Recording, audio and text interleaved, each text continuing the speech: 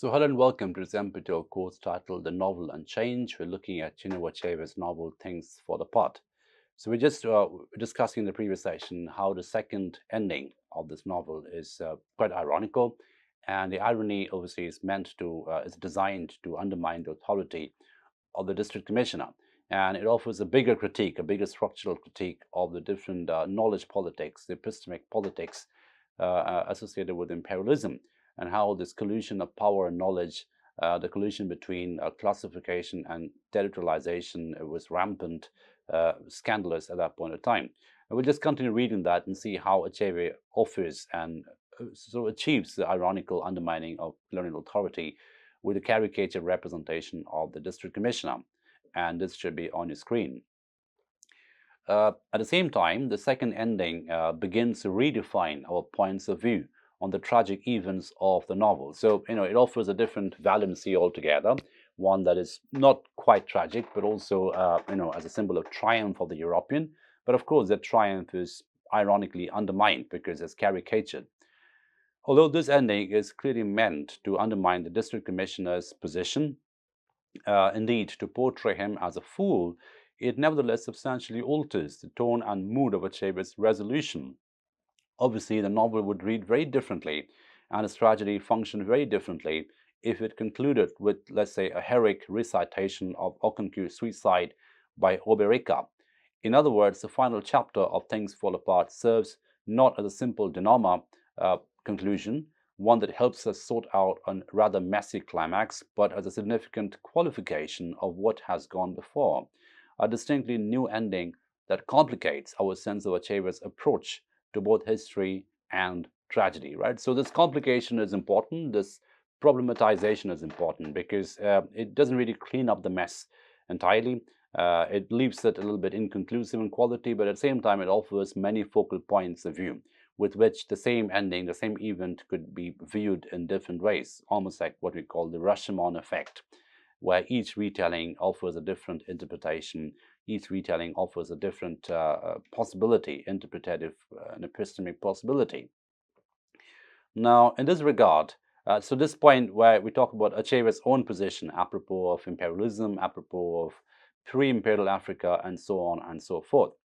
In this regard, it is important to remember what Achebe himself has observed in interviews and essays, that while the passing away of traditional Igbo culture involved profound loss, it also held out the possibility of substantial gain. So this is where the really historical complexity of imperialism gets played out, where imperialism was a terrible thing. It did some untold, unimaginable atrocities through Africa, but at the same time, it also brought around many possibilities of gain, many possibilities of profit for many African people, right? So it also created some upliftment potential for many African subjects, and that too has to be acknowledged, as Achebe does. Thus, when he was asked about returning to pre-colonial society, the kind of world Okonkwo inhabited before things fell apart, Achebe responded, "It's not really a question of going back.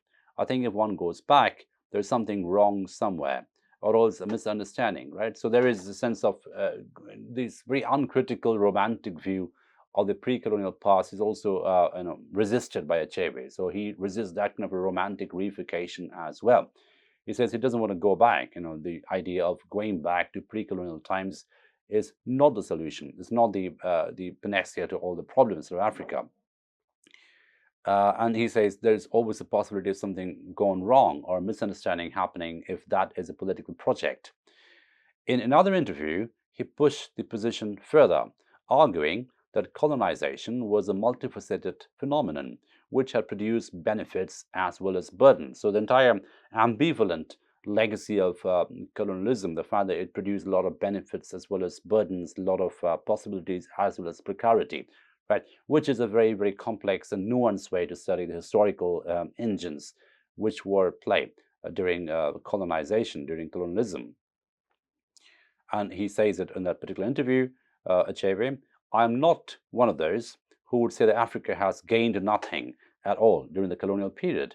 I mean, this is ridiculous. We gained a lot." So again, the historical processes which produce possibilities, which produce a lot of benefits and momentum and profits for many subjects, is also acknowledged by Achebe, which makes him a very, very complex and authentic historian of his country, of his identity. Finally, and most tellingly, he has insisted that despite his own ambivalence on the subject, modernization is a necessary and essential part of Africa's future. The comprehensive goal of a developing nation like Nigeria is, of course, development, or a somewhat better variant, modernization. I don't see much argument about that. So again, he doesn't really reject modernization, which came with imperialism, but saw that as a necessary process, a necessary process of production and moving forward in time. So it's important that Achebe is rescued from certain kind of criticism, certain kind of scholarship which looks him as a pure nativist, as someone who purely wants to go back to a pre-colonial past and recover a romantic idea of Africa or Nigeria. He doesn't. He is very much aware of the complexities of colonization, of colonialism, and how that brought about certain benefits as well as obviously some terrible things. So the complexity, that ambivalence is articulated quite in a very, very nuanced way by Achebe. And he's also acknowledging, he's very much acknowledging and sort of opening up about the modernization and the benefits that have brought to Nigeria, to his people, to many different kinds of subject positions. Now, what all this means is that Achebe's response to colonization is far more nuanced, far more complex than most critics have recognized or been willing to acknowledge, because he is seen as someone who is very much someone, going against colonization, very, very critical of colonization. Of course, he is, but at the same time, he's also a very responsible historian. He's a very responsible chronicler of his community. And he obviously acknowledges the fact that colonization or colonialism also brought in some very, very telling positives to his people. And that ambivalence is articulated consistently by Achebe. How such complexity expresses itself, how it modifies Achebe's sense of tragedy, is further explored in the third ending. So we see the polyphonic endings of Achebe's novel, how it sort of really offers many different kinds of perspectives, and how each ending offers a different version of history, rewriting, reinscription, etc. And that was what the entire thing together really makes a novel a very complex artifact, a very complex story, which takes on different meanings at different points of time. So what I shall identify as a third ending is located in No Longer at Ease, the sequel to Things Fall Apart. So again, the two stories are dialoguing with each other. It's a natural sequel to Things Fall Apart. No doubt, the assertion that one text contains the ending of another will immediately strike some readers as dubious. Such a claim begins to gain credibility, however, when we remember that Achebe originally conceived of his two novels as the first and third sections of a single work, right? That was the original plan Achebe had. In other words, the compositional history of Things Fall Apart and No Longer at Ease provides some justification for treating the latter as a continuation of the former, an extension that qualifies Okonkwo's story, even redirects its course. Indeed, there is good reason to argue that No Longer at Ease is not only a continuation of Things Fall Apart, but also a rewriting of it, one that essentially recapitulates the action of the earlier novel, although in a markedly different setting. So we see how Heart of Darkness, Things Fall Apart, and No Longer at Ease, they all enter in some kind of a triangulated relationship where they retell each other and also rewrite each other. So retelling is also rewriting, as in you go back to the earlier novel and reinterpret it as a reader, right? So that obviously makes you some kind of a co-author, and that positions all these novels together in some kind of a really complex epistemic economy where they speak to each other but also deconstruct each other. Hence, both novels tell the story of a representative of the Igbo people who takes a stand on a question of principle and is destroyed in the ensuing collision between African and European values. To paraphrase one critic, the fall of Okonkwo's machete is replaced by the fall of the judge's gavel, as we are transported from the heroic to a legalistic world, but the narrative outline remains essentially the same. The very structure of No Longer at Ease indicates, then, that Okunku's story has not reached its end, that a tragic destiny it implies continues to be lived out. So the legacy, the continuing legacy of Okunku's story is also underlined in No Longer at Ease. Now, what this also means is how stories they ensure legacy, how stories ensure memory, what we call post-memory, as in memory of something which happened earlier. You didn't experience it, but you inherited it through intergenerational transmissions, storytelling transmissions, oral transmissions, cultural transmissions, and so on and so forth. So the very post-memory quality of No Longer at Ease becomes important. Although settings become important, they're very different. And notice how the settings, the difference in setting is marked by the difference in metaphors. So the machete in Things Fall Apart is replaced by the judge's gavel in No Longer at Ease, because the setting is more legalistic, it's more judiciary, right? So that setting is highlighted using that gavel metaphor. This does not mean, however, that in writing Things Fall Apart and No Longer at Ease as independent works, Achebe somehow betrayed the internal logic of his own narrative. On the contrary, the decision to treat Okunku's and Obi Okunku's stories separately contributes to what I have called Achebe's palimpsestic effect, the sense that the same or the similar events acquire new meanings in different contexts. So the palimpsestic quality is a really good metaphor because it builds on top of the other as an organic thing. So each build on top of the other, and this sort of a complex, multi-layered meaning, the multi-layered architecture of meaning is really interesting because it offers us different versions of the same history at different diachronic points, right? And the different diachronic points are important because they help us not just to move forward in time, but also to go back in time and rewrite and reinterpret what had happened earlier, using the knowledge apparatus of the present. It is therefore not surprising that in moving from the first novel to the second, we observe Okunku's traditional tragedy transform itself into Obi's modern tragedy, and the heroic gives way to the ironic, right? So the irony becomes the new mode, the new sentimental structure from the tragic, right? So that's a very natural sequence to what had happened earlier. So we see how the narrative sequence and sentimental sequences they overlap with each other, they speak to each other in very, very interesting ways. Now, the point of intersection between the two novels, the scene in which I locate the third ending of Things Fall Apart, occurs when Okunku's grandson Obi, a university-educated civil servant, finds himself discussing tragedy with a British colonial officer, right? So this is you cutting back into the present, cutting forward into the present, where Obi, who happens to be the grandson of Okunku, he's now a civil servant, he's university educated, so it's very much in the European epistemic apparatus. He finds himself discussing history and tragedy with the British colonial officer. So this obviously is a very ironical situation. Obi advances opinion of special interest given the first ending of Things Fall Apart, that suicide ruins a tragedy, and this is a quotation that is there. Real tragedy is never resolved. It goes on hopelessly forever. Conventional tragedy is too easy. The hero dies and we feel a purging of the emotions. A real tragedy takes place in a corner, in an untidy spot, to quote W.H. Auden.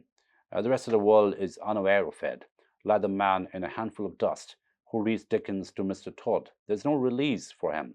When the story ends, he's still reading. There's no purging of the emotions for us because we are not there, right? So there is a present continuous quality about tragedy that Obi is highlighting over here. And it moves away from any neat sense of resolution and a neat sense of purgation, right? So that movement, the resistance against neatness is important over here because, the sense that tragedy is still something which is still going on is highlighted here as well. And the irresolution of tragedy, the irresolvable quality of tragedy is also highlighted. So if you look at the first sentence again, real tragedy is never resolved. So the reality of tragedy lies precisely in its irresolvability. And the irresolvability of tragedy is also what's something that we can go back and read Things Fall Apart with. It is so profoundly irresolvable. And again, the irresolvability is what makes it the real tragic, right? So the reality and the irresolvability are connected together, and how tragedy becomes more tragic precisely because it doesn't have a resolution, it doesn't have a neat ending, and it goes on hopelessly forever ad infinitum. Now, Obi draws a distinction in this passage between two kinds of tragedy. In traditional or Aristotelian tragedy, we saw, Aristotle, of course, was a big advocate for resolution, catharsis, and closure at the end of it. That is one way of looking at tragedy in a monumental way. The other, obviously, is tragedy as something which is left untidy. So the Aristotelian tragedy is a clear resolution, an aesthetic payoff that comes in the form of catharsis. But in modern or ironic tragedy, the tragedy described in Odin and Mude Bu Arts, the fall from a high place is likened to Bruegel's famous painting of Icarus. In the foreground, the ploughman plows the field. In the background, the ship sails on its way, and it's only after careful inspection that we're able to discover the place of tragedy. There's a corner. In the corner, barely perceptible, we see Icarus's two legs breaking the surface of the water, sole testimony of his personal catastrophe, right? So the almost indecipherability of tragedy, the very non-monumental quality of tragedy, the almost invisible quality of tragedy is highlighted over here. Very, very anti-Aristotelian. It doesn't require catharsis. It doesn't really aim at catharsis. It doesn't really aim at grand resolution and aesthetic category in the end, but something which remains profoundly and tragically irresolvable, right? So again, irresolvability becomes a big problem, part of the representational mechanism over here. And the painting alluded to over here, the Bruegel painting of Icarus, is a very good case in point. I mean, quite literally a spectacular case in point, because we find there's a foreground, which is a ploughman, there's a background, there's a ship, and somewhere in the middle, almost unnoticed, a tragedy is happening, right? So very, very anti-monumental, very, very anti-cathartic, and very anti-Aristotelian. Now, well, the point of departure for Obi's discussion of tragedy is Graham Greene's The Heart of the Matter. His observations have an obvious application to things fall apart.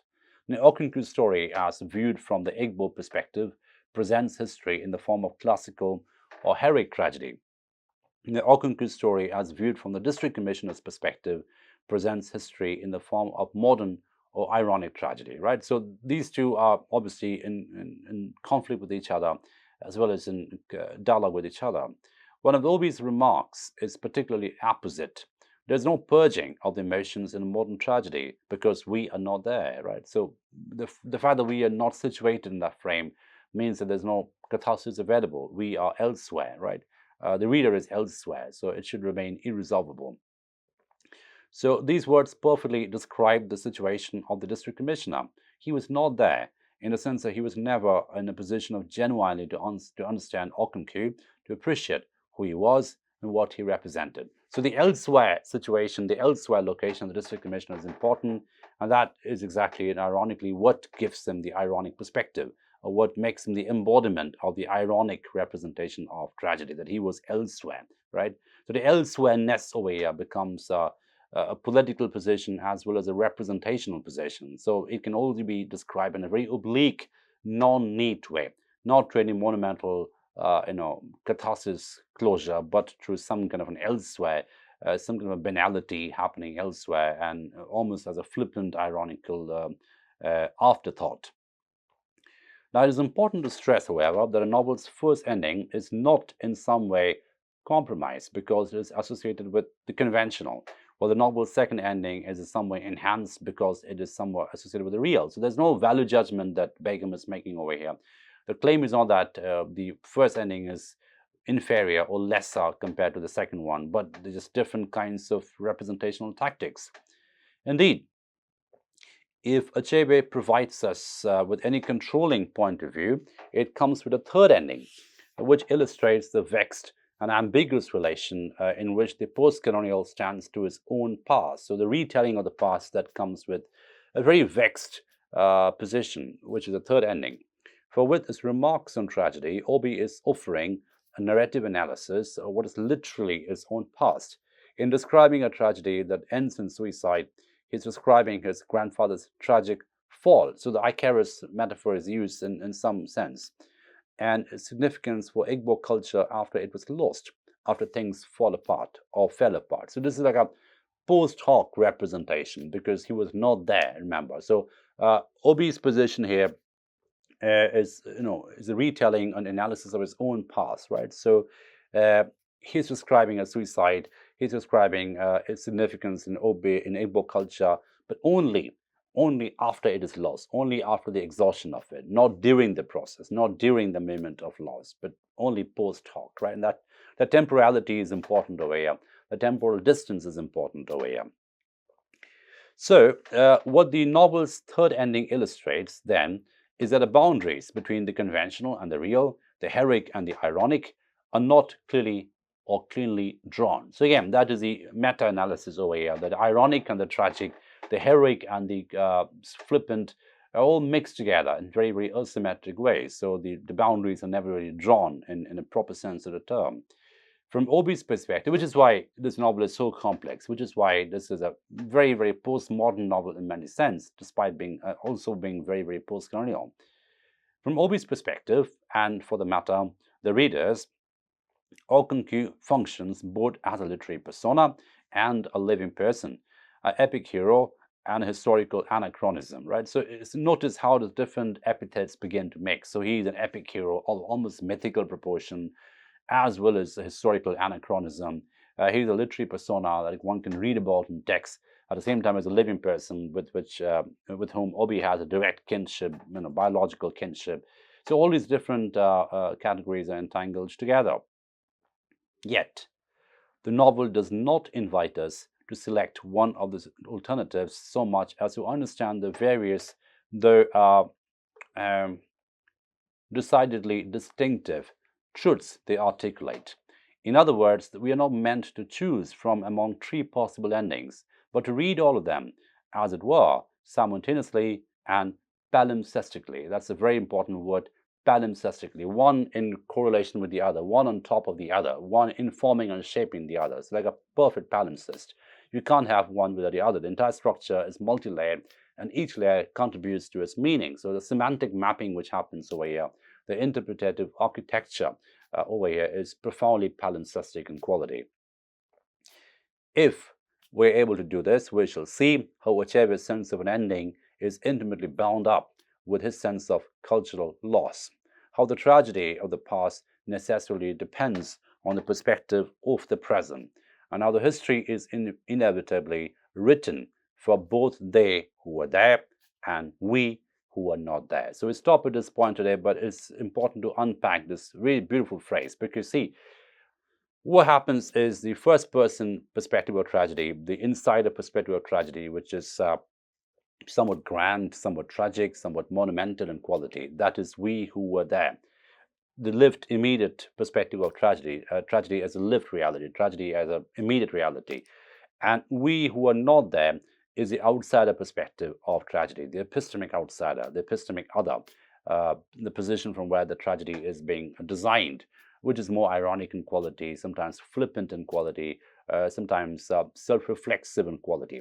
Now, both the embedded and the reflexive are put together over here. And obviously what Achebe is not doing, he's not sort of hierarchizing it. He's not saying, well, one is more important than the other. But rather, he's offering us different versions of the same event. He's offering us different tragic articulations, right? And the tragic articulations are monumental as well as ironical. They are profoundly immediate as well as, self-reflexively flippant sometimes. And so this entanglement, this sort of palimpsestic quality, really gives the novel its legacy that we sort of see it happening, see it enjoying today.